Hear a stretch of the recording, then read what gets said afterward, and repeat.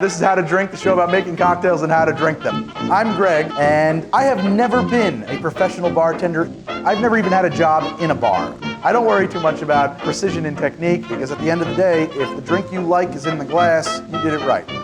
Let's get going. Hey, I'm Greg, this is How to Drink, a show about making drinks and how to drink them and the Game of Thrones. So some of my favorite characters in this series come from the Iron Islands. I think that they are, I mean, everybody loves the Iron Islanders. They're a lot of fun. They basically angry, scurvy, pseudo-Scottish sea pirates. What's not to love about them, right? And I wanted to make a drink for them, a drink that they would actually enjoy. What I'm going to make is a drink that I'm going to call the Iron Price. It's not a wholly original drink. It's a style of drink from taverns in the 1600s called flip, which was made from ale, eggs, and strong spirits, and some sugar, and then it's skewered with a red-hot poker to heat it up. It's a hot drink. This is like a winter beverage. You know, if you were sitting there, you know, near the sea stone chair on the Isle of Pike, and it's windy and cold and miserable all the time, and you can't grow things because we do not sow. I don't know why, but this might be the kind of drink you'd want by the fire. It's a hot meal of a drink. You know, we're going to use some heavy beer. We're going to use Sam Smith Taddy Porter, the finest Taddy Porter. They didn't pay me for that. We're going to use Sam Smith Taddy Porter. We're going to use some spices. We're going to use a little nutmeg and sugar. We're going to use a blended scotch that I happen to like. We're going to use the Great King Glasgow blend, which has a lot of the elements that you might be more familiar with in an Islay-style scotch.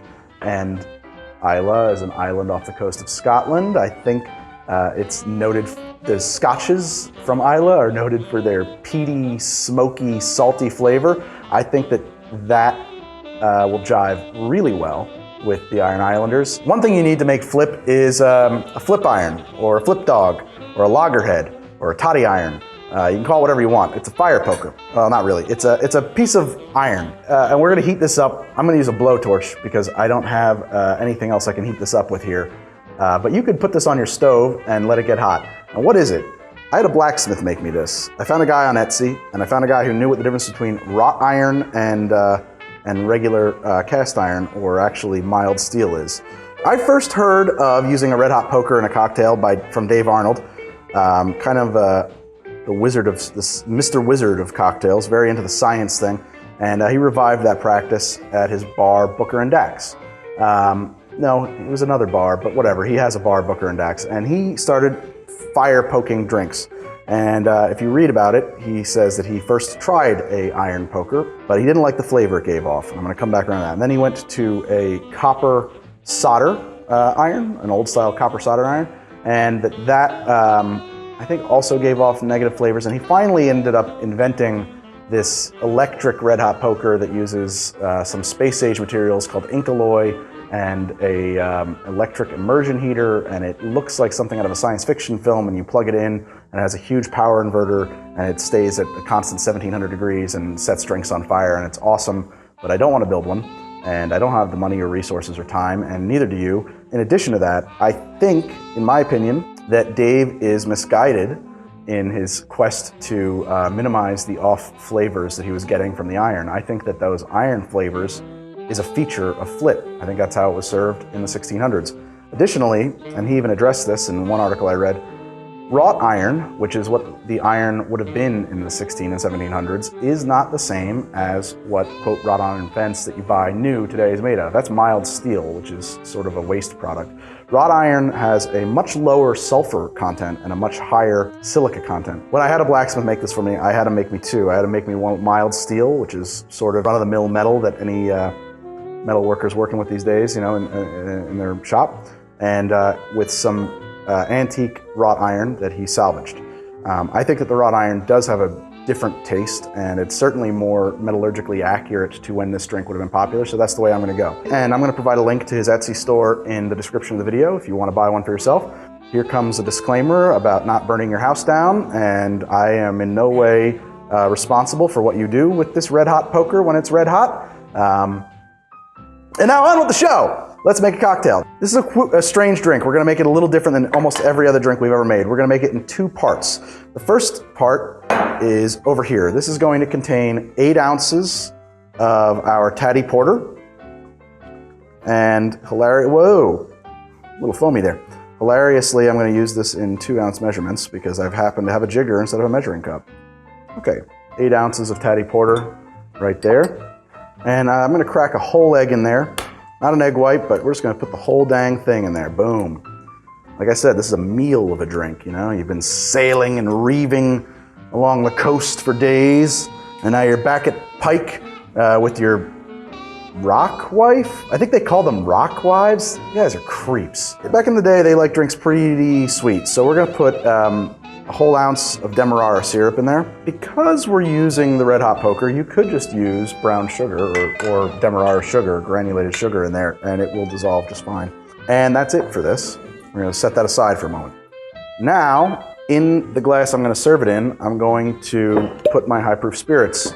In my case, we're gonna do a blend. We're gonna do an ounce of Smith & Cross, which is an overproof Jamaican style rum.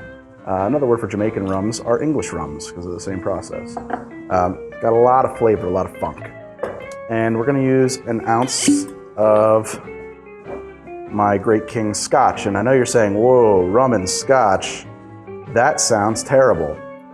Well, first off, this drink isn't meant to be good. It's meant to be mean. But no, it won't be bad at all because of some of the other stuff that we're adding to this drink. And now what I want to do is we're going to roll this, and it's going to be, we want to really kind of, we have to get that egg to break up and incorporate, and if I have to, I may even just pierce the yolk. So we're rolling this instead of shaking it because with anything carbonated like beer, if we start shaking this, it's gonna froth up and explode out of my shaker. The other thing we wanna do is make sure that we really incorporate this egg at this point, because if we don't, once we start adding heat, it's gonna start cooking and make big clumps of egg in your drink, which maybe you like.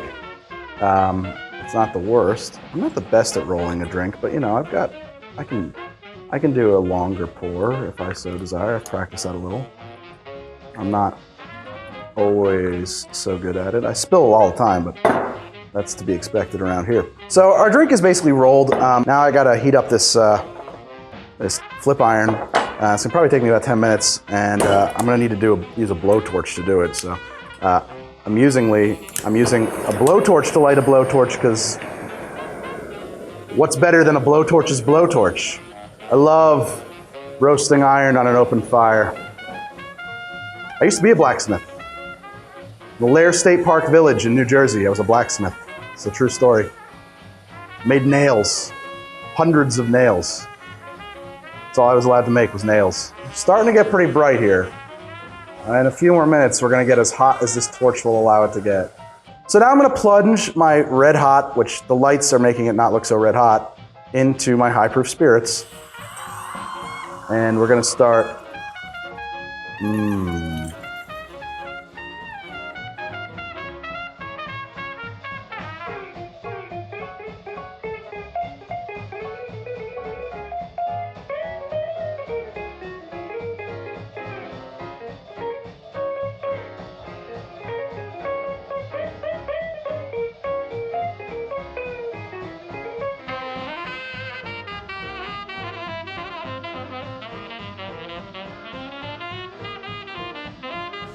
and that is a delectable glass of flip. And now I'm gonna throw a little pinch of some fresh nutmeg over the top and a pinch of salt.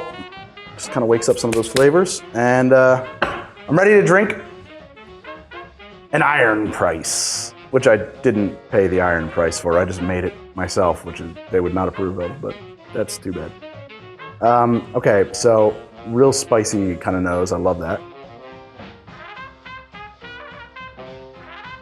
Oh man, I actually really like this drink. I don't know how many other people will like this drink. It's a challenging drink, but I love it. Man, that is an awesome cold weather drink. It is no wonder that Flip was so popular in the 1600s. Man, I like it.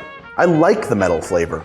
When you heat a drink on a hot iron, it's a lot different than heating it on the stove. Because you are instantly plunging extremely hot temperatures straight into it. And so any of those sugars that are in there are going to caramelize. It's going to rearrange a lot of the molecules in it and produce different kinds of flavors.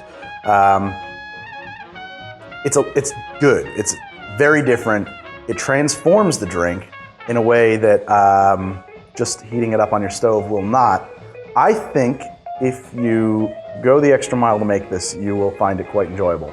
Hey, thanks for watching. I'm Greg. This has been How to Drink. We made Flip. We made the Iron Price for the Reavers of the Iron Islands in Game of Thrones. Great show, great books, and I think you're gonna like it, and I think we had a fun time making it, and I'm gonna have a great time drinking it. So if you like the show, please subscribe. I'll see you guys next week with another drink on How to Drink. What is dead may never die. It doesn't make much sense though, because it is dead, right? So it's dead. I don't know.